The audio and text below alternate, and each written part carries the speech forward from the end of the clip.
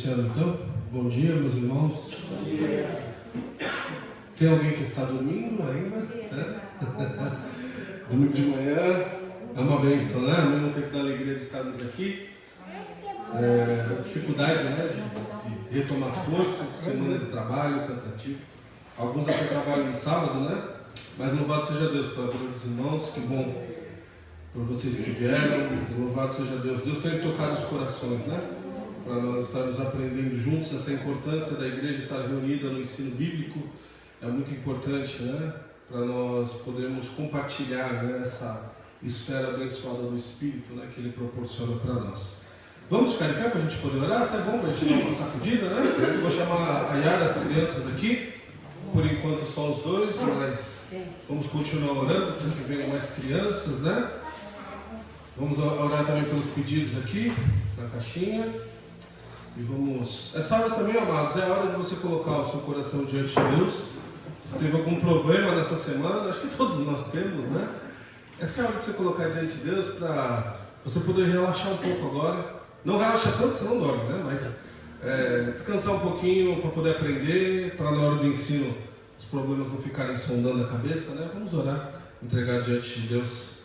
Obrigado, Senhor, por estarmos aqui mais essa manhã. Te agradecemos, Pai, por essa alegria que é poder estar reunidos em Teu nome. Sabendo que à noite teremos um culto de batismo, que é uma alegria para a igreja, Deus. Obrigado por essa festa, pela Tua igreja estar crescendo, Senhor. Obrigado porque o Senhor nos levantou logo cedo pela manhã. O Senhor nos dá força, saúde para estarmos aqui, ó Pai. Obrigado por isso.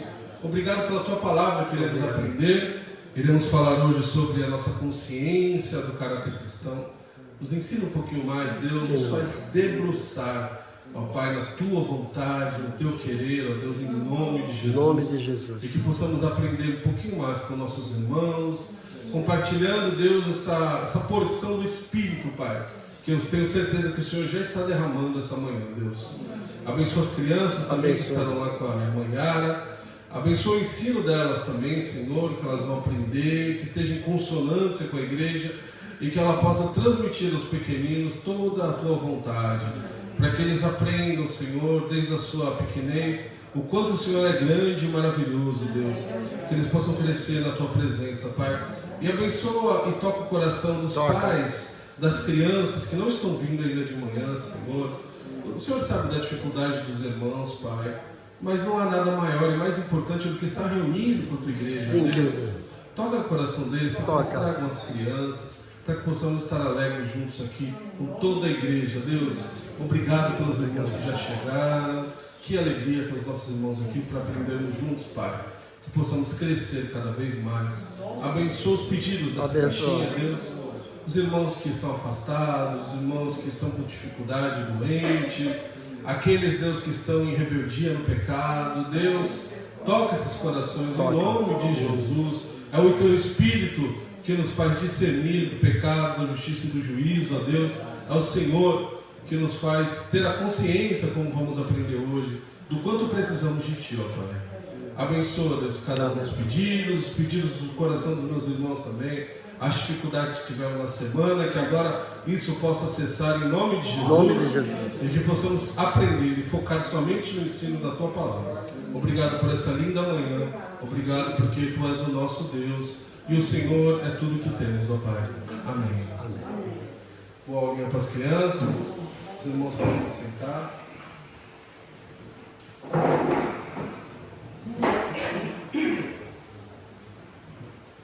Os irmãos sabem que para um pastor, né, acho que o pastor José Carlos vai falar um pouquinho à noite sobre isso, mas para um pastor uma das grandes alegrias que nós temos é poder batizar, né? E quando eu vejo aqui o nosso batistério, né, que não deixa de ser um batistério, é abençoado, não é só porque algumas igrejas têm algo pronto, montado, que é melhor do que isso, não tem nada a ver. Aliás, eu já batizei no Rio e é uma experiência muito abençoada também. Acho que foi a melhor experiência que eu tive de batismo, foi batizar no Rio, lá em Pedro de Toledo. Mas é uma alegria muito grande. Quando eu entrei e vi a piscina aqui, já me trouxe boas memórias. E que a igreja possa aproveitar esse momento, não só os irmãos que vão se batizar, mas a igreja possa se alegrar, porque ter a igreja que batiza é uma igreja que cresce, né? Uma igreja saudável, uma igreja que cumpre a palavra, a ordenança do Deus. Jesus nos deixou 2 ordenanças, né? O batismo e a ceia. E a igreja, graças a Deus, tem cumprido isso, que nós possamos continuar fazendo daí 3, 4 batismos por ano, né? Ou mais, se assim for da vontade de Deus, e possamos crescer juntos. Amém? Muito bom, irmãos. Caráter cristão, nós temos aí aprendido. Hoje, página 16, tá? Nós vamos iniciar a unidade 2 e vamos dar continuidade ao ensino do caráter cristão. Nós temos uma abrangência de temas muito grande quando se fala de caráter, porque o caráter cristão ele aborda toda a nossa vida. Então, desde o nosso estado aqui na igreja, onde nós aprendemos desse caráter e vamos absorvendo no decorrer do tempo, até o nosso estado em casa, no trabalho, nos estudos, com os amigos, no supermercado, no ponto de ônibus, tudo isso envolve o caráter cristão, tudo isso nos move, nos motiva a poder, na verdade, que é o que significa o caráter cristão, ser um pouco mais parecidos com Cristo. Esse é o nosso objetivo. Nós não somos espíritas que creem na elevação e que nós vamos subindo de nível, né, até chegar ao nível de Jesus. Nós sabemos que nem isso não é possível, porque Jesus foi o único que foi perfeito, né, e nós somos pecadores e falhos. Mas nós podemos crescer e melhorar a cada dia, sem dúvida, né, irmão? Sem dúvida. Nunca seremos perfeitos, mas o sangue de Cristo nos torna perfeitos nele, e ele nos banha com o nosso pecado, e o caráter cristão vai nos moldando, vai trabalhando em nossas vidas, vai nos fazendo mexer em cada pontinho. Todos os dias eu melhoro alguma coisa. Não adianta eu tentar fazer tudo de uma vez que eu não vou conseguir, porque quando envolve o nosso interior, quando envolve as nossas atitudes, não é fácil. Não é fácil nós deixarmos alguns hábitos que nós temos, alguns costumes, alguns pensamentos que não são, que não agradam a Deus, mas com o tempo a gente vai desenvolvendo, vai permitindo que o coração do Senhor vai entrando em nossas vidas e a gente vai crescendo juntos. Aliás, um conselho, né, para os irmãos, você tem o pastor José Carlos, que é o pastor da igreja, se precisarem de mim também, estou à disposição. Se os irmãos tiverem alguma dificuldade analisando o caráter da vida de vocês, nesse tempo que nós estamos aprendendo juntos, já estamos na página 16 já, não deixe de nos procurar, mas não deixe para aconselhamento. O aconselhamento bíblico, ele é uma estratégia maravilhosa para nós aperfeiçoarmos a nossa vida com Deus, que é o caráter cristão. Então, o pastor já tem anos de experiência, eu já fiz até um mestrado nessa área de aconselhamento, e a gente pode ajudar os irmãos. Às vezes a gente recorre a remédios, recorre a tantas coisas que tem por aí, e esquece que a palavra de Deus é a cura maior que nós temos. Então, se você tem alguma dificuldade, por mais constrangedora que seja, você que está nos assistindo em casa também, nos procure, venha fazer um celibato de aconselhamento com a gente. Vai ser muito especial. A gente está aqui com as portas abertas para ajudar os irmãos, porque tem coisa que a gente não consegue sozinho, amados. A gente precisa, nós pastores também precisamos uns dos outros para poder curar algumas feridas do nosso coração, tá bom?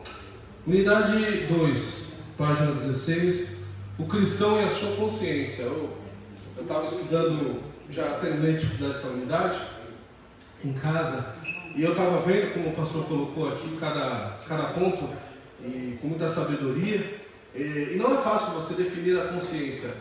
Se você buscar a definição de consciência, sem ser no Google, né, que agora inteligência artificial, você coloca aí, já aparece, mas se você for buscar em livros, que é uma fonte talvez mais segura, dependendo do autor também, dependendo do autor você vai achar definições bem diferentes do que a consciência. Alguns creem na consciência como algo completamente imaterial, que remete somente ao interior, a coisas intangíveis. Outros vão definir a consciência como algo jamais, que faz parte daquilo que nós fazemos, das atitudes, e aí vai. E na verdade, nós precisamos achar não o meio termo, mas nós precisamos achar a definição bíblica para isso, né? O que Deus quer para nós, o que significa a consciência diante da palavra de Deus para nós, né? E eu quero que vocês fiquem com a Bíblia aberta, porque nós vamos ler bastante hoje a Bíblia, então eu vou fazer questão de ler cada texto que for colocado aqui com os irmãos, para a gente poder aprender juntos, tá? Então, o que significa consciência, né? O cristão e a sua consciência. Uma consciência sempre pura diante de Deus e dos homens. Alguém lê para mim Atos 24:16, por favor. É por isso que procuro sempre ter uma para com os homens. Esse é o nosso alvo. Que está exatamente o que a nossa irmã leu, que está escrito ali. É o nosso alvo. Ter a nossa consciência pura, ter a nossa consciência sem mácula, para que possamos conviver junto entre os irmãos, entre os homens, entre as pessoas e também diante de Deus. Agora, sendo sincero, irmãos, é fácil nós termos uma consciência pura o tempo todo? Sim ou não? Não é fácil. Não é fácil por quê?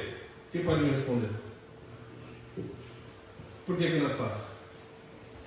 Se o homem não se aniquilar naquilo que rodeia a tua mente dia após dia, nunca chegaremos a uma perfeição diante de Deus. Então é difícil. Tu pensar, no falar, no andar, no testemunho da nossa vida. Não é fácil. E por que o irmão acha que não é fácil? Por causa de uma palavrinha que a gente usa todos os dias. Começa com P e termina com cado. Por causa do pecado, né? É isso mesmo. É difícil, irmãos. É difícil. A definição que o meu irmão deu é perfeita, né? Nós precisamos aniquilar isso a cada dia. Mas o pecado, ele está o tempo todo entrando na frente, né? Tentando nos desviar a atenção, tentando mudar, né? O nosso caráter interior. Então, o nosso alvo é ter uma consciência pura, imaculada. E o inimigo e as coisas desse mundo vão tentando manchar isso, tentando tirar isso no decorrer da nossa caminhada, né? Agora, a definição de consciência. Eu vou ler aqui e em seguida a gente lê os textos, tá? A consciência não é a voz de Deus na alma humana. Isso é importante, viu? Foi colocado logo aqui no começo. Não é exatamente uma definição isso, mas é uma negativa. Porque muitas pessoas pensam que a consciência é aquela voz que fica falando no seu ouvidinho, né? Até aparecem alguns desenhos, né? Uma voz do bem, outra voz do mal, aquele negócio, né? Um diabinho, um anjinho falando. A gente tem que tomar cuidado com isso, porque isso podem ser pensamentos enganosos. E a gente confunde com questões da alma e da consciência, tá? Dependendo de como está sendo a nossa vida, ela pode ser influenciada para coisas boas ou para coisas ruins. Se o seu ambiente que você convive só tem palavrão, só tem porcaria, só tem coisas ruins, música ruim, companhias ruins, naturalmente, amado, a sua consciência ela vai ser contaminada se você não colocar ela diante de Deus. Então, por exemplo, né, isso é mais comum no meio dos homens, apesar que as mulheres, hoje em dia também, né, quando você trabalha no ambiente de homens, você ouve muito palavrão, ouve muita coisa de pornografia, de sujeira, né? Os irmãos homens que estão aqui já trabalharam sabem o que eu estou falando. E a gente tem que tomar cuidado para isso não contaminar a nossa mente. Porque, claro que nós como crentes, quando ouvimos essas coisas, já vem logo um repúdio na nossa cabeça. Que nojo, coisa horrível, né? Mas como é que a gente vai fazer? A gente precisa trabalhar e estar ali naquele meio, não dá para mim ir embora, eu preciso ganhar dinheiro, eu preciso prover a minha família. E aí a gente às vezes escuta coisas que a gente replica se não tomar cuidado. Que a gente acaba fazendo, falando ou pensando. Então, essa questão da consciência, ela não é exatamente aquilo que nós sentimos naquela hora ou ouvimos. Ou às vezes a gente fala, é a voz de Deus, a gente tem que tomar cuidado. A própria Bíblia diz, né, que o coração é enganoso. Então nem tudo que vem do interior é bom, né? Aliás, é na essência que nós somos pecadores, né? Eu não posso falar que um bebê tem pecado, porque ele não comete atitudes de pecado, mas a essência dele é pecaminosa. E aí a gente vai diante da Bíblia aprendendo isso. Então vamos lá. A consciência não é a voz de Deus na alma humana, isto é, ela não é infalível em seus pronunciamentos. 1 Coríntios 4,4. Coloca aí comigo. Porque nada me sinto culpado, mas nem por isso me considero justificado, pois quem me julga é o Senhor. É um texto bem... A gente precisaria de uns 3 finais de semana só para falar desse texto, né? Mas é muito lindo. O apóstolo Paulo ele é preciso, né? O apóstolo Paulo, em resumo do resumo, irmãos. E eu desafio vocês a pegar esse texto e estudar em casa, tá? Mas o resumo do resumo desse texto, ele está falando que nas atitudes que ele tem vigiado e visto que ele tem seguido a Deus. Assim como eu creio que é dos irmãos. Eu não posso crer que os irmãos estão vindo à igreja, tomando ceia, servindo e continuam com uma vida impura lá fora. Eu quero crer que os irmãos têm aprendido, têm crescido, têm procurado melhorar. É isso que ele está falando. Porém, aí ele parte para a segunda questão. Porém, ele fala, eu sei que o meu interior ainda peca, ainda falha, e eu sou justificado por Deus. Então, o nosso interior ele vai sempre pender para o pecado, para o errado. E aí quem me justifica é o sangue de Jesus, porque tem coisas no interior que eu não consigo controlar. E às vezes algumas dessas coisas até afloram por esse descontrole. E eu preciso pedir perdão a Deus. Então o apóstolo Paulo, em resumo, ele está dizendo que ele tem uma consciência limpa com relação ao que ele tem controle. Mas algumas coisas ele não tem. E ele é justificado por Deus, assim como nós. Né? Quando eu falo ele, eu estou falando da gente também. Então, o que eu posso dizer para os irmãos? Se os irmãos têm tido uma vida impura, não há questão de mudança de consciência aqui. É questão de mudança de atitude. Não pode ter uma vida assim. Nós somos lavados e remidos no sangue de Jesus. Nós temos que ter uma vida santa diante de Deus.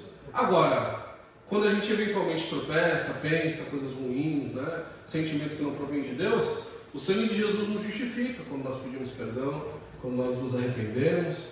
Né?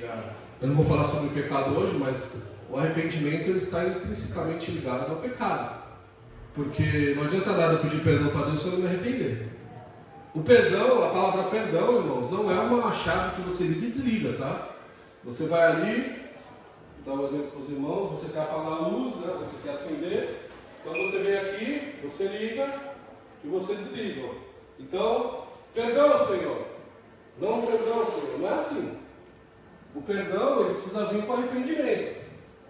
Eu preciso me arrepender, porque senão o fato de eu pedir ou não pedir não quer dizer nada. Eu já vi muitas pessoas pedirem perdão e não mudarem de atitude, continuarem fazendo a mesma coisa. Isso não foi acompanhado de arrependimento. Ok? Isso não significa que eu não vou errar de novo na mesma coisa, mas vou procurar não fazer, né? E pedir cada vez mais misericórdia para Deus. Então, o apóstolo Paulo está expressando o quanto é difícil essa questão da consciência. Ponto B. A consciência é um indicador do grau da concordância entre a nossa conduta e os valores com os quais estamos compromissados. A nossa consciência, ela é ligada diretamente ao tipo de cultura que nós temos. Cada um aqui desenvolve naturalmente, sem interferência da palavra, sem a questão da igreja, um tipo de consciência. Por quê? Porque cada um aqui foi criado de um jeito diferente. Alguns foram criados no interior, é uma criação diferente, outros foram criados na cidade, alguns tiveram uma criação de pais mais severos, outros tiveram uma criação sem pais e faziam o que queriam. Então a gente vai desenvolvendo um caráter, uma consciência, conforme nós somos criados. E aí a gente precisa adaptar, e eu falo adaptar no sentido de conscientizar, interiorizar o que a palavra nos tem como bom e ruim. Então, pode ser que no interior, numa criação mais severa, você aprenda que você precisa espancar o seu filho para ele aprender alguma coisa.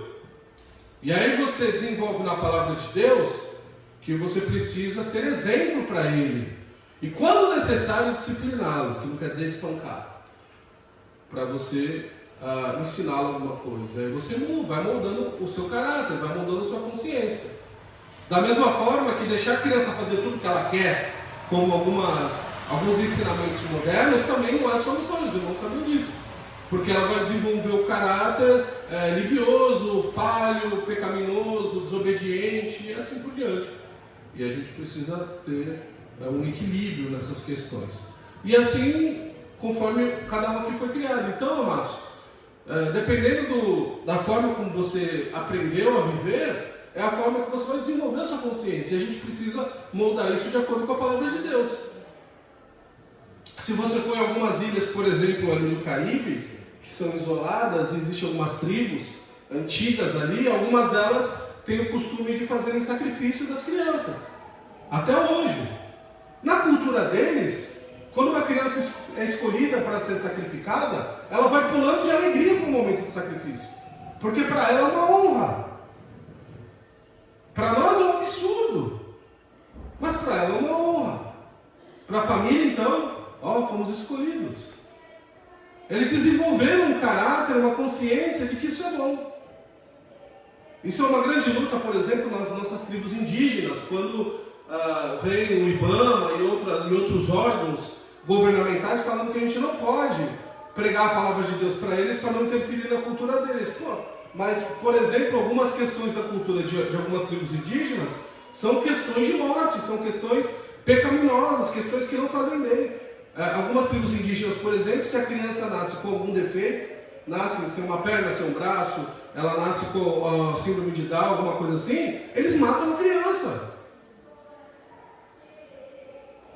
E aí entra os missionários e entra o nosso trabalho de conscientizá-los de que a criança nasceu assim porque foi a vontade de Deus. E a gente não tem o direito de tirar a vida delas. Mas para eles isso é normal, a consciência deles não pesa. Olha como é difícil isso, né? Então os indicadores, como está falando aqui, que nós concordamos que é o que é bom e o que não é, na nossa consciência, ele pode variar muito. E aí a gente precisa olhar para a palavra de Deus nessa hora. Por isso que a palavra de Deus é a nossa regra de fé e prática. Por isso. Porque senão cada um aqui ia ter um modo de agir e ia ser uma grande confusão. Por isso que quando há briga entre irmãos, entre famílias na igreja, nenhuma das duas partes ou três partes está seguindo a palavra de Deus.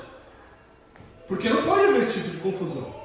A Bíblia diz que eu preciso ceder, que eu preciso entender, que eu preciso amar, que eu preciso cuidar. E quando tem gente brigando por questões, e na maioria grande, 99% são questões bobas. Cor de parede, compra um tapete ou não compra, aumenta o salário do pastor ou não aumenta. Quando são coisas bem marginais, que precisa se olhar para a palavra, aí a gente vê que está faltando consciência cristã, consciência bíblica. De entender que não é feita a minha vontade, mas é o que a palavra diz. Não importa se é a Assembleia que decide. Que adianta a Assembleia decidir aquilo que a palavra de Deus diz que é errado? Não adianta nada. A nossa democracia batista, ela precisa ser convergente com a palavra, irmão, senão não adianta. Senão a gente vira uma bancada política. Lá no parlamento também, é toda votação, tá? Mas olha o que eles votam lá. Tudo que envolve a consciência cristã. Funções da consciência, então, vamos lá. Discernir entre o certo e o errado, conforme um padrão assumido. Que padrão? Qual é o nosso padrão? Palavra de Deus. Então, nós temos que ter esse padrão como certo. Não adianta chegar aqui e falar, pastor, mas não é bem assim. Como não é bem assim?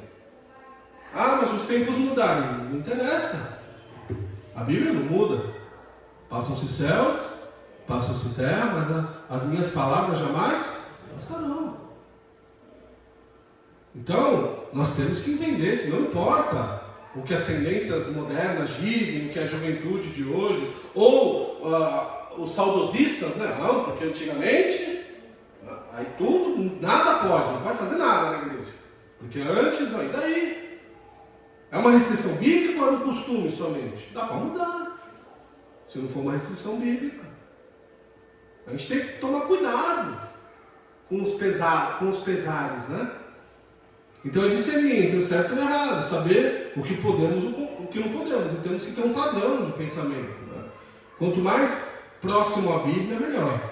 Encorajar a fazer o certo de acordo com o padrão e produzir paz e alegria quando obedecido. O que adianta, amados? Nós temos um padrão que não produz paz e alegria. O que adianta? Às vezes a gente vê o crescimento, falando de igreja, o crescimento de algumas igrejas, mas você vê crescer em número e não cresce em qualidade de pessoas. Gente convertida. Você vê um monte de gente que não sabe nem por que está ali, vai só por causa da música. Ai, que música gostosa.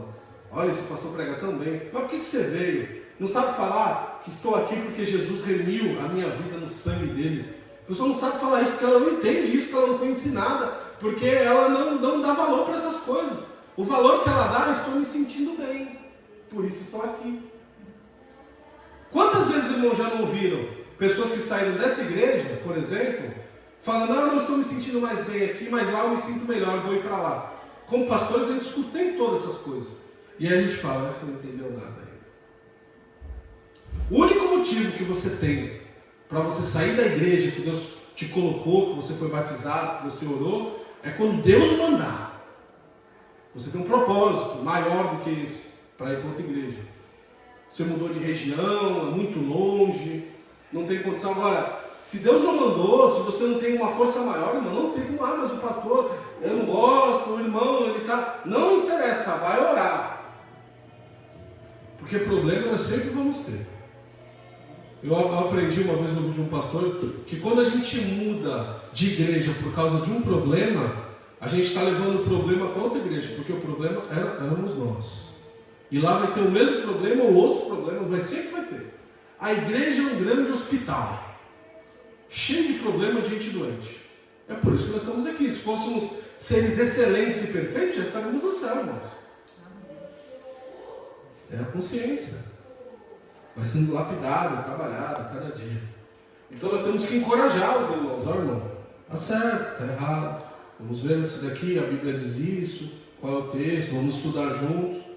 Produzir um sentimento de acusação, tristeza e culpa quando o seu padrão for violado.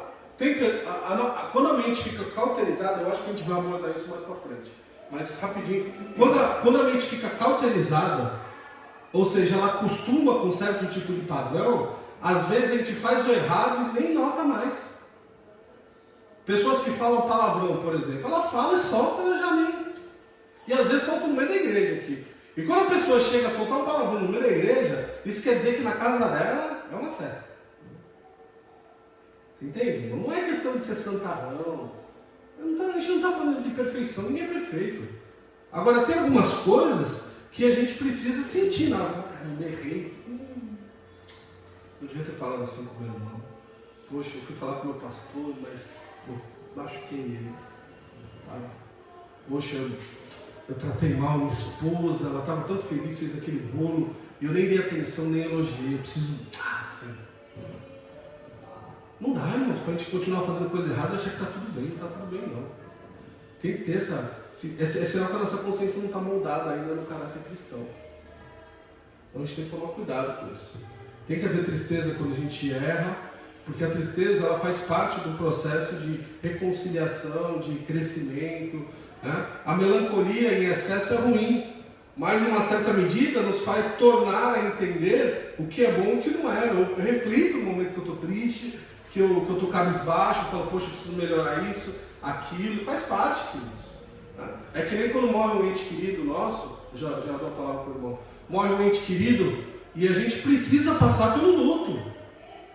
Tem pessoas que morrem alguém e outro dia já está assim, não tem, é melhor esquecer. A pessoa vai ficar afundada nessa morte até ela ficar naquele momento, ela deixa aquela tristeza correr, aquelas lágrimas descerem. Por isso que no seu trabalho, se você tiver carteira assinada, você vai ter alguns dias para ficar em casa. Procure evitar contato nessa hora, sei que alguns irmãos ficam ligando, pede licença, fala, eu preciso orar, eu preciso chorar. É um momento. Eu sempre uso esse texto nos velórios, usei no da minha mãe recentemente. Bem-aventurados que choram. Está lá nas bem-aventuranças, porque esses serão consolados. Mateus capítulo 5. Então é necessário a gente ter esse momento de tristeza às vezes. Eu pequei, eu preciso me arrepender. Eu preciso entender que eu não posso fazer mais. Porque se eu erro e eu já estou, perdão, e já saio gritando de alegria, eu aprendi o quê? Eu refleti no quê? Quem é que me garante que eu não vou fazer de novo? Eu preciso, é do ser humano, irmãos. Perceba que os sentimentos também foram criados por Deus.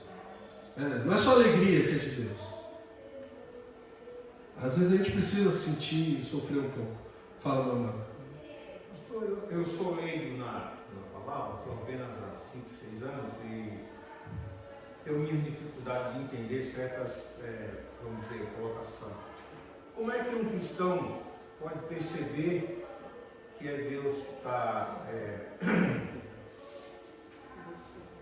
Eu já passei por isso aqui, estou aqui há 5 anos, nós já passamos por isso aqui, vontade de mudar para outra igreja. Se nós tivéssemos mudado, como é que eu posso perceber que essa mudança é uma vontade de Deus? Você vai ter um motivo que é condizente com a palavra de Deus para poder mudar. Se o motivo não é condizente com a palavra, é sinal que o seu sentimento de repúdio por estar aqui, ele não é de Deus também. Qual seria o motivo, por exemplo? Eu citei alguns aqui, por exemplo, você está morando num lugar muito longe. Né? Então você fica inviável você ir para lá. Que nem quando eu saí da Igreja Batista do Horto, eu tinha alguns pastores que eram mais próximos de mim. E me convidaram para mim ir para a igreja deles. Só que era longe da minha casa, eu estava sem condição financeira de andar, que nem na Ponta da Praia, com o pastor Ezequias, ou alguns outros pastores que me convidaram, até de outras cidades.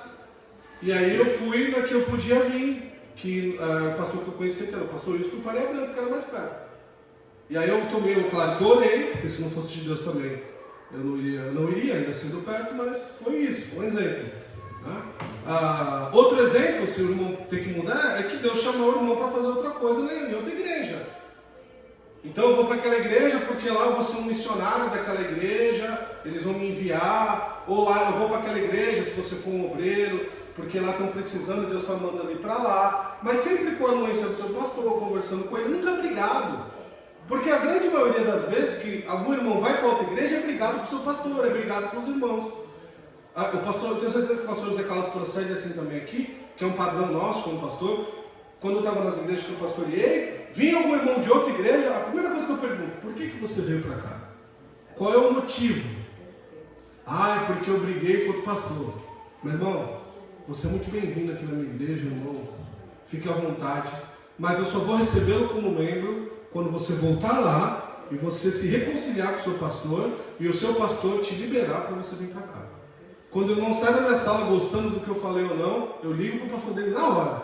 Já até para me esquecer, porque é tanta coisa que a gente tem para fazer.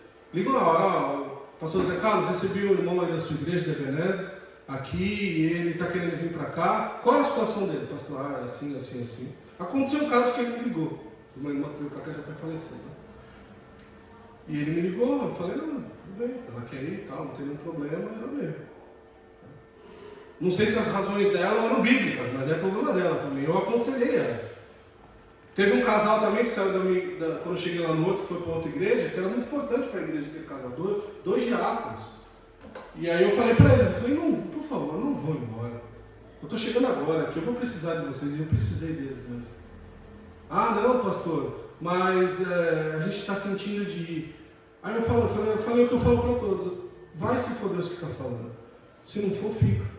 Porque a igreja precisa de você. Se eles foram. Se era ou não era, é problema deles. Deus é que sabe. O meu entendimento era diferente do deles. E Deus falou com eles também de alguma forma. Pode falar, Ana.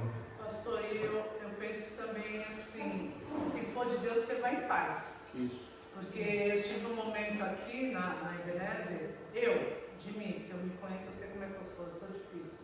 E toda igreja que fui visitar, eu só tomava na cara. Pastor falando lá, falando, não adianta. Tipo assim, Deus está falando, minha filha, não adianta você querer vir para cá, vir para lá, vir para cá. Não tem como. Eu só falava na cara. E ele estava comigo. Porque a gente, como se eu for, fica chateado com algo e quer sair achando que, não, o pastor lá falando, o erro está em você. Não adianta. Então eu acho que se para você tem que ir em paz. Não obrigado, como o senhor falou. Legal. Vocês entenderam então, né? Irmãos, se Deus te chamou para estar aqui, é porque Ele quer que você esteja aqui, querido. Amém. Não importa se o pastor está bem ou não está. Às vezes o pastor é ser humano, ele tem família, ele tem filhos, ele tem uma saúde que às vezes não está tão boa. E a gente tem que ter misericórdia do pastor também, a gente é ser humano. A gente passa a ter misericórdia de todos os irmãos o tempo todo o tempo que nós estamos na igreja. Quando a gente passa por uma luta, vem um martelo na nossa cabeça, calma. A gente é ser humano, a gente passa também. Então, vai passar esse momento, às vezes uma conversa resolve. Pastor, eu estou com um sentimento assim, eu escutei isso aqui, é verdade, não é? Venha conversar com o seu pastor. É verdade, viu? Hoje eu estou bebendo água, Obrigado. Isso é um diabo. É isso aí. Não é só para servir ceia. Falei um pouco quarta-feira com eles sobre isso, né? Que às vezes a gente pensa que diácono é só para servir ceia, né? Diácono não é garçom. Diácono é servo. Né? Mas nesse meu assunto. O pastor e como os irmãos todos também passamos por dificuldade. E a gente entende quando os irmãos passam também. A gente só não gosta quando os irmãos passam e não pedem ajuda, né? Se isolam em casa, não vem mais na igreja. Peçam ajuda. Eu falei no começo. temos um aconselhamento bíblico para fazer, podemos fazer reuniões com os irmãos para trabalhar isso. Às vezes os irmãos procuram ajuda de psicólogo e não procuram um pastor para conversar. O psicólogo tem o trabalho dele, cada um tem o seu trabalho, eu não sou nem contra nem a favor, eu tenho minhas ressalvas, mas não condeno ninguém por fazer isso, não é pecado, mas tome cuidado com os conselhos de quem você escuta, de qualquer um. Mas procure o seu pastor para conversar, é uma bênção poder atender os irmãos, né? A gente vai passar para os tipos de consciência, mas antes vamos ter o nosso momento de dízimos e ofertas, né? Se você tiver a sua oferta, o seu dízimo, você pode um pouquinho para a gente respirar também. Tem balinha hoje? Tem balinha, hein? Que bênção. Se você tiver, então você abençoe a igreja.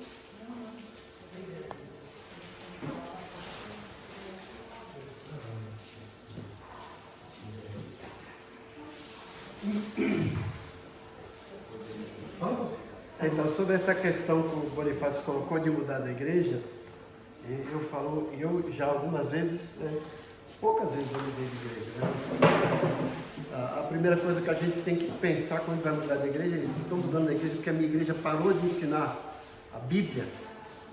Se a tua igreja está ensinando a Bíblia, sinal de que é ali para você ficar, a menos que haja outras necessidades, como o pastor Kleber falou, você mudou, né? Você foi chamado para o ministério, mas se a tua igreja está ensinando a Bíblia, poxa, fica ali. Eu penso assim, você vai, eu vou para aquela igreja porque lá tem um louvor bonito, lá tem aquela coisa legal, mas e aí, a Bíblia está sendo ensinada? Você procura um médico porque o médico canta bem, porque o consultório dele é bonito, porque dá balinha, porque te atende bem, ou porque ele é um bom profissional que vai cuidar da sua saúde? E às vezes a gente está trocando a nossa espiritualidade, a nossa maturidade por entretenimento. Se a sua igreja está ensinando o Evangelho e tem algum problema, fique ali, resolva ali. A menos, como o pastor Kleber falou, você mudou, você foi chamado para assumir o ministério, é outra coisa, mas se não, está com problema, resolve. Né? Você não muda de família porque tem problema com a família, você não muda de bairro porque tem problema com o bairro, você não muda de emprego porque tem problema com o emprego. Permaneça. Excelente, pastor. A gente está numa moda aqui na cidade agora, né? Daquela igreja lá na entrada da cidade, grande, né? Não preciso falar nomes aqui, os irmãos conhecem, né? Aquele grupo famoso lá de Minas Gerais, enfim. E eu trabalho de Uber, as irmãos sabem. E como eu tenho pegado gente que está indo naquela igreja, ela deve estar deslotada, com certeza. Ela deve estar de não ter lugar para sentar. De tanta gente que eu tenho pego, que pessoas que são convertidas, irmãos. Eles não estão, na sua grande maioria, né? Eles não estão pegando gente nova. Para nós aqui na Igreja Ebenezer, não nos interessa pegar membros da Igreja Batista do Horto, nem membros da Areia Branca. Não quero nenhum. Se algum irmão quiser vir para cá por algum motivo, a gente recebe, se for bíblico. Agora, não é nosso objetivo pescar em aquário. É um proselitismo, né? O objetivo da igreja é novas vidas, irmãos que estão fora da igreja, que há muitos anos não frequentam. Esse é o nosso objetivo. Mas você vê que o objetivo deles é pegar gente de outra igreja mesmo, porque eles têm um sistema que funciona muito bem. Não, o louvor que você vai lá é uma coisa maravilhosa, irmãos. É tudo de última geração. É tudo lindo. Você senta numa poltrona lá que você parece estar no cinema. Realmente, a gente tem que. É um padrão que a gente tem que admirar, mas é difícil de chegar no padrão desse por questões financeiras, né? Eles vêm com dinheiro forte. E o nosso objetivo não é dinheiro, né? E aí as pessoas vão para lá. Por que eu estou falando isso? As pessoas vão para lá por causa dessas coisas, mas isso não é bíblico. Deixa as suas igrejas com os seus pastores que têm dificuldade no dízimo. Aí a pessoa já vai embora, é menos pessoas para ajudar na questão financeira. Aí não consegue sustentar o pastor, ele reclama porque o pastor não está dando conta da igreja. Porque ele tem que trabalhar fora, porque ele tem outras coisas. Por que tem goteira na igreja? Não, porque não tem dinheiro, porque os irmãos foram para outra igreja. O dinheiro vai cair do céu? Não é assim que Deus trabalha. Tem muita igreja sofrendo por causa disso aqui na região. Perdendo irmãos assim, de toneladas, levam famílias inteiras. Você tem um departamento infantil maravilhoso, lá tem até tem um playground lá para as crianças, tem tudo. Tem uma lanchonete, quando você sai, tem uma loja de roupa, você fica na igreja o dia inteiro se você quiser lá. Mas é isso que Deus quer. Deus nos chamou para comer hambúrguer ou para ouvir a palavra, né? Cada um tem o seu chamado, não quero condenar eles, tem o seu propósito, mas a gente tem que tomar cuidado dos porquês, né, onde a gente faz as coisas, sabe? E trabalhar firme na nossa igreja. O que a gente está precisando para crescer? Vamos trabalhar? Vamos evangelizar? Vamos liberar mais financeiramente para que a gente possa crescer mais? São coisas que a gente precisa melhorar, sabe, irmãos? E nos preocuparmos, tá? Os tipos de consciência. No Antigo Testamento e no Novo, a gente vê algumas pequenas diferenças, mas nunca fugindo de um padrão, de uma mestra bíblica, tá? A gente vai ver isso. Olha, no Antigo Testamento, a língua hebraica não possui um termo específico para a consciência. A língua hebraica não preciso nem falar, é uma língua muito antiga. E a forma de interpretação dela é diferente das línguas modernas, né? Das línguas mais recentes. Então, as palavras que nós temos hoje não têm necessariamente as mesmas palavras na língua hebraica antiga. Então, no Antigo Testamento, não é que eles não desenvolviam a consciência ou que não tinha consciência nos irmãos. Todo mundo, sempre tivemos. O nosso padrão de ser humano vem desde Adão, é a mesma coisa. Nós temos as nossas dificuldades interiores e exteriores desde o começo. Só que algumas palavras a gente vai ter dificuldade, mas isso não quer dizer que não se falava e não se tratava disso no Antigo Testamento, né? Não possui um termo específico para a consciência, mas uma percepção, uma sensibilidade moral. Aparece com frequência no Antigo Testamento. Por exemplo, vamos ler 1 Samuel 24, 5. Sua consciência, porém, começou a perturbá-la, por ter cortado a borda do manto de Saul. Está vendo? Algum tipo de sentimento que brotou nesse coração, que por ele ter tomado alguma atitude, né, tocado no manto, alguma coisa, mexeu com ele. Então não tem uma palavra específica, mas uma atitude que demonstra a consciência. Samuel 24, 10. Então é interessante que a Bia já leu na versão moderna, né? Que já fala consciência, né? Mas o texto fala, mas Davi sentiu bater-lhe o coração de remorso. Então é aquela emoção que bateu no coração, então ele não tinha essa ideia de consciência, de mente e razão. É aquele sentimento, aquela batida no coração de, tem alguma coisa errada, eu fiz alguma coisa errada. Perfeito. 24, 10. Este dia os teus olhos viram que o Senhor hoje te pôs em minhas mãos, nesta caverna. E alguns disseram que te matasse, porém a minha mão te poupou, porque disse, não estenderei a minha mão contra o meu Senhor, pois é ungido do Senhor. Que você leu o primeiro, é o segundo. É o segundo. É o segundo. Mas olha que esse texto de 1 Samuel, ele tem Também a tem. consciência, né? Também. Que interessante, tá vendo? Tem. Quando Davi estava perante Saul ali, alguma coisa falou no coração dele para ele não fazer aquilo, de matar Saul. Apesar dele poder fazer aquilo, ele tinha todo o poder para isso, ocasião para isso, mas a consciência dele, né, o Espírito Santo com certeza, falou, não faça isso, mas pode ler 2 Samuel 24, 10. E o coração doeu a Davi, depois de haver numerado o povo, e disse Davi ao Senhor, muito pequei no que fiz, porém agora, ó Senhor, peço-te que transpasses a iniquidade do teu servo, porque tenho procedido muito loucamente. Meu coração. Claramente, né, mexendo por dentro dele. Consciência. É um sentimento que aflorou na hora, falou, opa. A consciência, ela nos dá um tom de alerta também.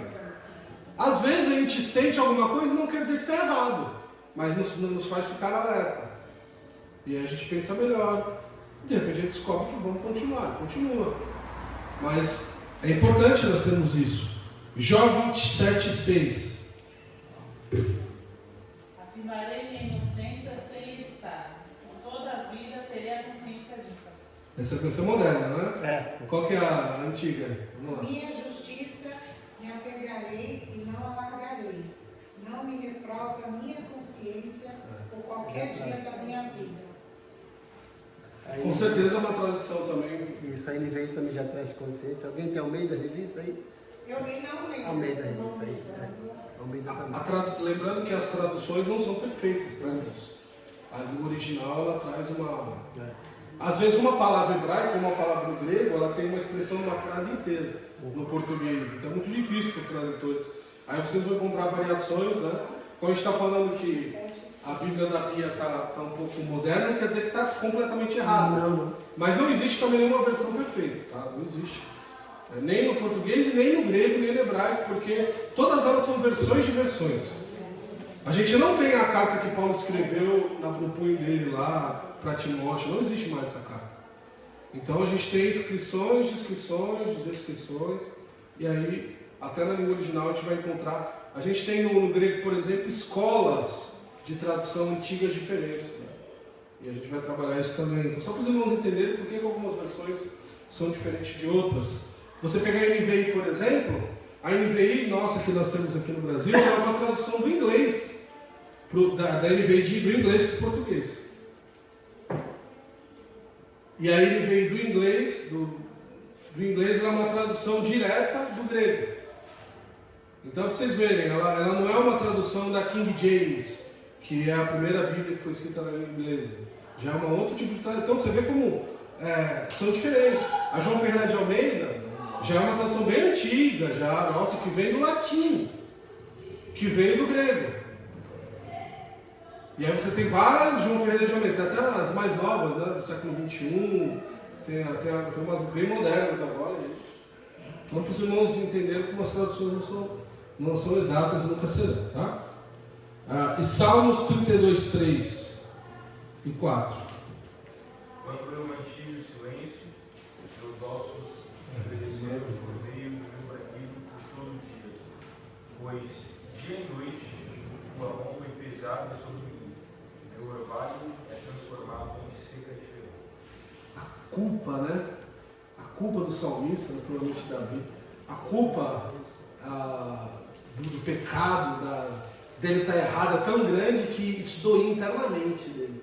Eu acho que vocês já passaram por isso, eu já passei, de você sentir uma tristeza, uma melancolia tão grande que dói o coração, né? Você sente dor mesmo, já passei por isso. E não é fácil, né? E ele está tentando expressar em palavras, que é mais difícil ainda isso, né? É só quem passa que sabe, né? Mas consciência pesando, e aí ela gera sentimentos diversos, né?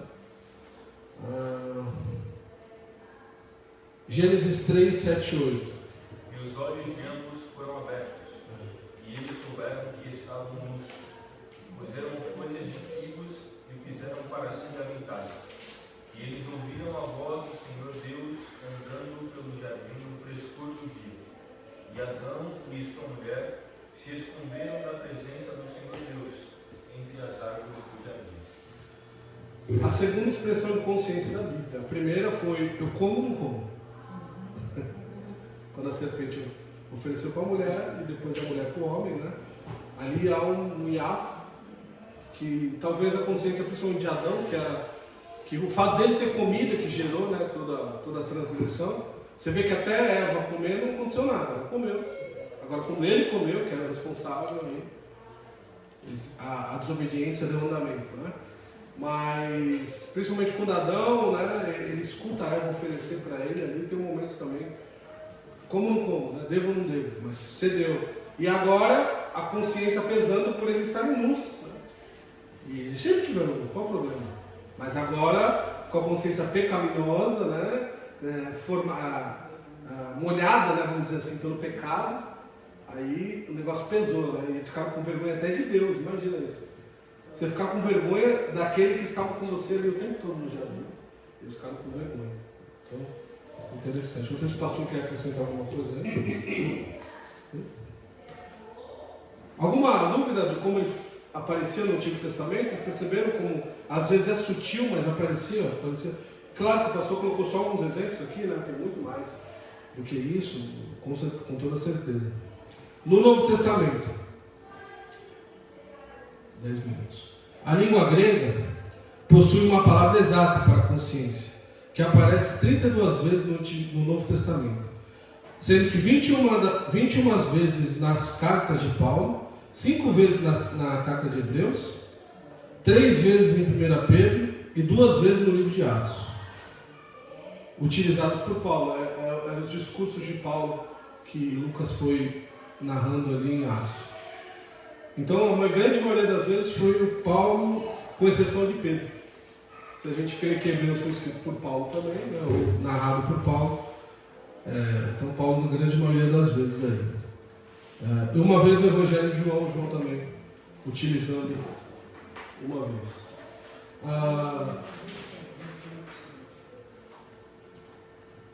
Ok, vamos passar para a próxima página. Aí, no Novo Testamento, como ela aparece mais vezes, de forma mais clara, aí você tem alguns desenvolvimentos dela. Consciências doentias, fraca. 1 Coríntios 8:7, por favor. Os próximos já podem ir abrindo, tá? Quando eu perguntar já fica mais rápido. Pode ver? Pode, claro.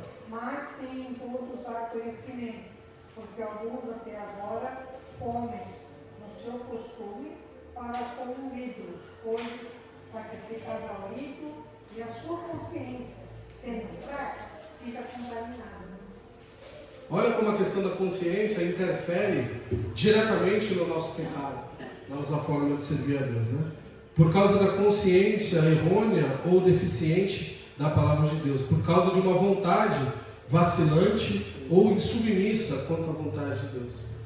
Então a questão de comer carne ou não comer carne, veja que para nós que somos de Jesus, que temos Deus, não devemos comer esse tipo de carne, nem participar desse tipo de ritual, porque nós sabemos que isso é uma oferenda a Satanás, a outros deuses, né? Mas se acontecer de nós comermos por algum motivo, não vai fazer nada em nós, porque o Espírito Santo está na nossa vida, nada pode nos tocar. Então é uma carne ali, que está ali, você comeu, não deveria ter comido, mas comeu. Agora, para a pessoa que não tem Deus, isso pode gerar problemas para ela, até por questões de consciência.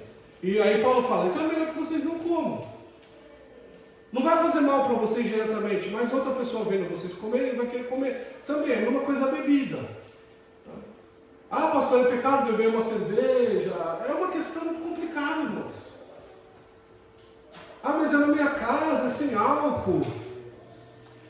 E se algum alcoólico vê você bebendo? E ele não pode beber. Quem já foi alcoólatra não pode encostar numa gota de álcool, porque senão volta tudo. É igual quem fumou cigarro. A minha mãe, ela fumou durante 33 anos, a minha mãe. E ela parou depois. Eu dou a palavra já para o irmão. Ela parou, né? Graças a Deus. Ela entregou a vida para Jesus e parou. Mas ela sempre falava, filho, o cheiro do cigarro é uma delícia. Mas ela nunca mais provou disso, graças a Deus. Pô, alcoólatra é a mesma coisa. Se ele tocar numa gota, irmãos, pode ser que volte aquele sentimento todo de beber, aquela impulsão, que é fisiológica. Algo fisiológico é algo difícil de você controlar. Há um esforço muito grande do corpo. Então, a gente fala, é melhor não beber. Ah, mas é com álcool. Eu já contei um exemplo para os irmãos aqui, quando eu preguei do pastor que estava tomando o guaraná dele com o braço no balcão da padaria, né? E aí passou o irmão e falou, o pastor está bebendo cerveja. E aquele irmão era alcoólatra. E aí ele voltou a beber, ele foi conversar com o pastor, mas deixa eu beber porque eu não posso beber também. E o pastor falou, não, agora não, mas é um cuidado, irmãos. A gente tem que até resolver tudo isso, eu vou parar de beber de novo. É complicado. Fala com isso. A minha pergunta é o seguinte, nós sabemos que não podemos botar Deus à prova. Se a palavra de Deus diz que nós não devemos comer ou compartilhar com as pessoas que comem coisas sacrificadas e cometemos pecado. Cometemos pecado. Agora, se você come alguma coisa que você não sabe que foi sacrificado aos ídolos, aí é diferente. Agora, você saber que aquela carne foi sacrificada ao ídolo e você participa e come, você está voltando Deus ao prova. Não é lícito, né? Agora tem algumas coisas, né, que a gente tem que são coisas perceptíveis, né? Por exemplo, quando a gente faz uma visita para um pai de santo que nos pediu oração, às vezes como pastor acontece, a gente ir, eu não vou comer nada para a casa dele, pode me oferecer de joelho, eu não como. Porque eu sei que tem uma oferenda por trás. Então, não, meu querido, obrigado, estou bem. Aliás, como pastores, a gente já está recomendado, se possível, nem quando são pessoas que nós não conhecemos, nem comer nada, né? A pessoa oferece. Eu fui pastor em Pedro Toledo, lá era muito difícil isso. Porque lá eles têm aquele costume antigo de receber a pessoa e dar comida. Então, se eu negasse um cafezinho na casa de alguém, o pastor não gosta de mim, o pastor não quer saber de mim, era difícil essas coisas. Mas são cuidados que a gente tem que ter. Fala, Maria. É quando também a bebida que o senhor está falando aqui, realmente, irmãos, a gente tem que ter muito cuidado, porque Guaraná e cerveja, as cores são. Aconteceu um caso, a menina até uma galinha branca, não vou citar o nome, nova de ética, né? Mas ela estava com uma amiga, veja bem, com uma amiga na lanchonete. Ela tomando Guaraná e a amiga tomando a cerveja dela. Passou um irmão, diácono da igreja, galinha branca, viu. Foi correndo para o pastor Wilson. Aí o pastor Wilson, zeloso como é com as ovelhas, ele chamou essa irmã.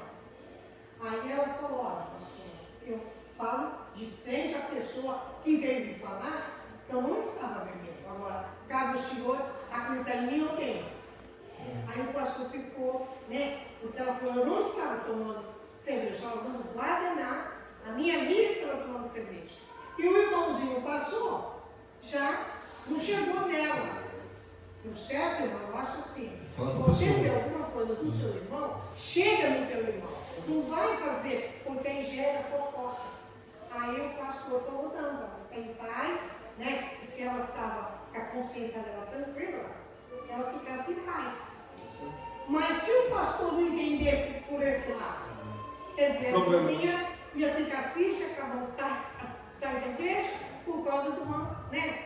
Então, ela, graças a Deus, não, o pastor aconselhou ela. Ela ficou triste de saber que o irmão veio falar com o pastor, não com ela, mas resolveu. Mas a gente tem que ter cuidado nisso, porque as pessoas, nem todo mundo é igual, né?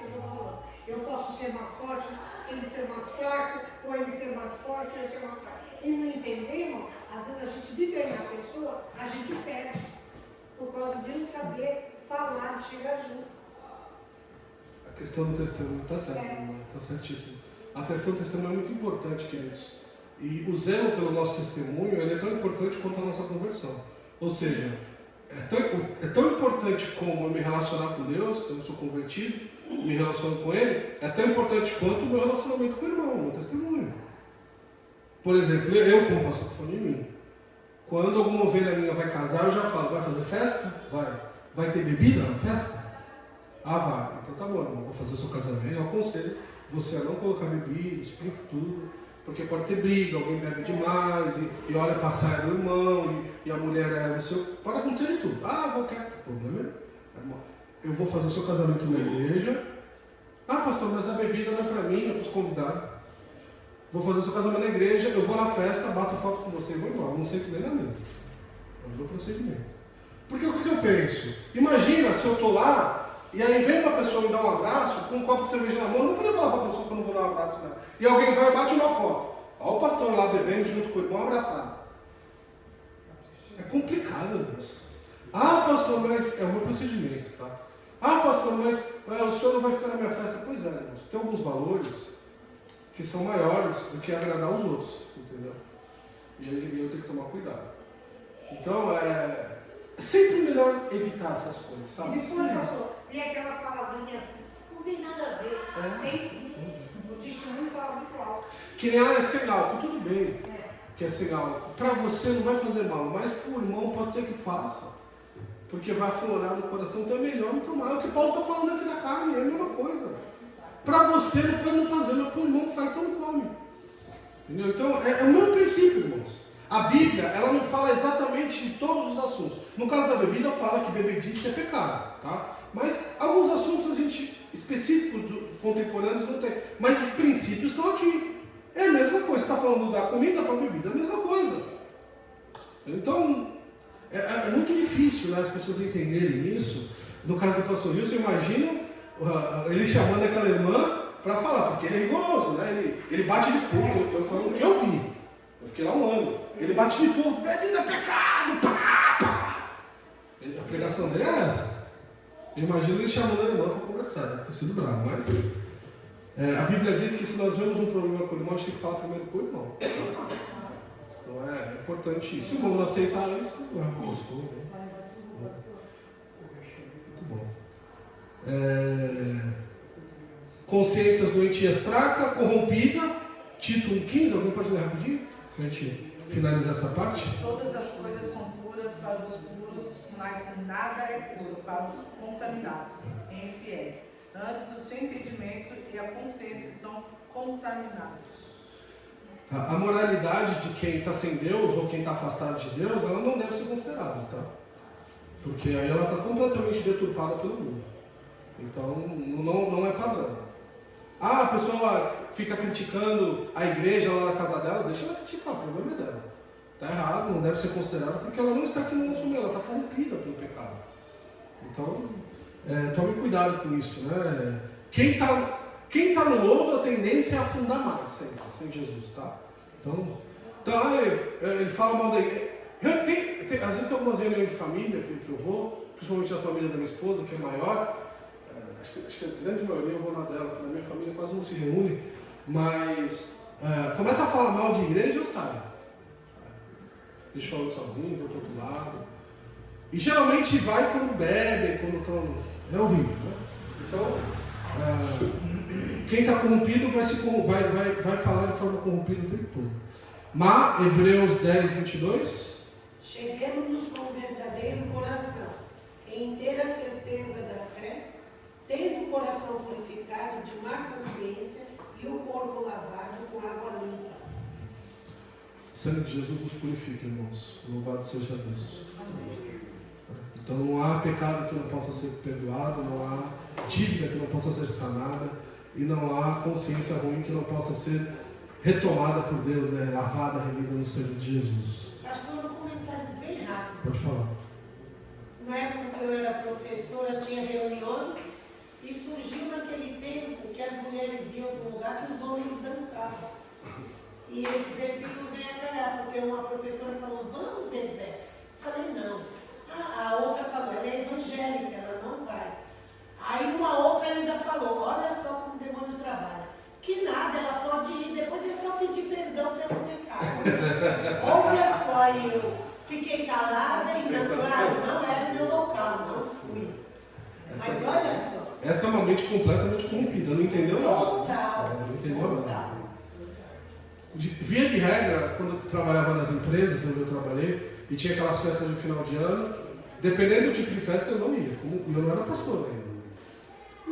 Não é bebida, é xingando, é falando mal do patrão. O patrão está pagando o teu salário, vai falar mal dele? Vai lá falar para ele, aí ninguém vai, né? Eu sempre era assim, não, fala para ele. Então, é complicado, né? No nosso meio de trabalho não é fácil, né?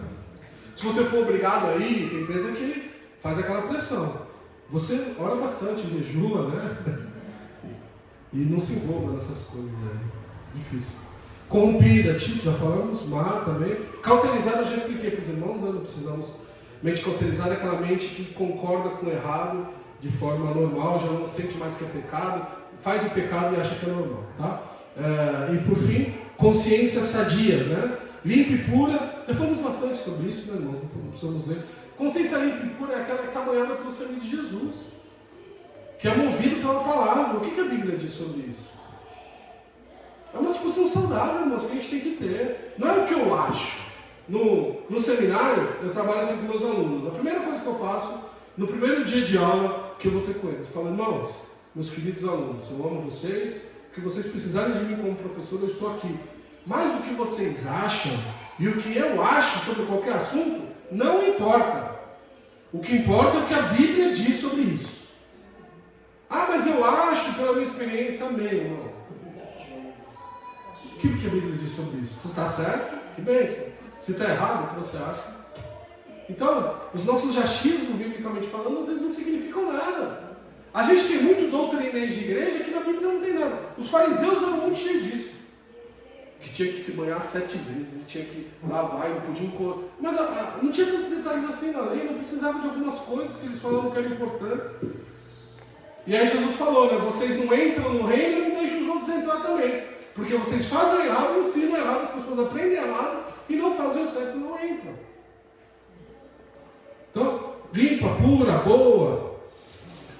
Uma distinção importante ilustrada com o testemunho pessoal do apóstolo Paulo. A vida do apóstolo Paulo era a pregação dele. Isso é lindo, né? Você vê Paulo pregando, falando o que ele escreve, né? Amado, se olhava para ele, era aquilo, não é porque as palavras eram bonitas. Você vai encontrar pessoas inteligentíssimas no mundo, que tem doutorado, PhD, pós-doutorado, ele fala uma eloquência, mas a vida está podre. E aí o que fala não significa nada. Agora, quando nós estamos cheios do Espírito, tendo uma vida digna com Deus, a gente fala e as pessoas olham para nós e falam, é isso aí, é isso. É diferente. Você tem uma autoridade intrínseca no seu coração.